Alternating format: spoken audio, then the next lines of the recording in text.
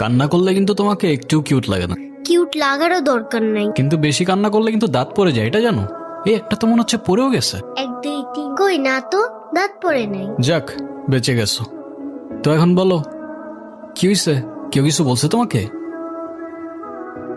বাংলাতে 3 আর 3 পাইলেই তো 33টা হয়ে যেত। দুধ মজা করে না তো। তুমি জানো এক্সামের দিন কি হয়েছে?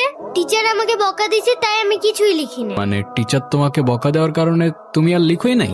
না, লিখি নাই। আমি কি কোনো ভুল করছি যে টিচার আমাকে বকা দিবে? টিচার এটা একদমই ঠিক করেনি, কিন্তু তুমি এখানে একা একা বসে কান্না করছো কেন? আমার নানু ভাই আমার এই মার্কশিটে কখনো সাইন করবে না, আর যদি সাইন করে না নিয়ে যাই স্যার আবার আমাকে বকবে। আচ্ছা, তুমি আমাকে একটা হেল্প করতে পারবে? কি হেল্প বলো তো? তুমি আমার মার্কশিটে একটু সাইন করে দিতে পারবে? এটা কি আমাদের করা ঠিক হবে? আরে দুধ, তুমি করো তো। ওকে, পেন দাও। সিগনেচার আমি করে দিচ্ছি, কিন্তু ব্যাপারটা কিন্তু সিক্রেট রাখতে হবে। আচ্ছা, সিক্রেট রাখবো।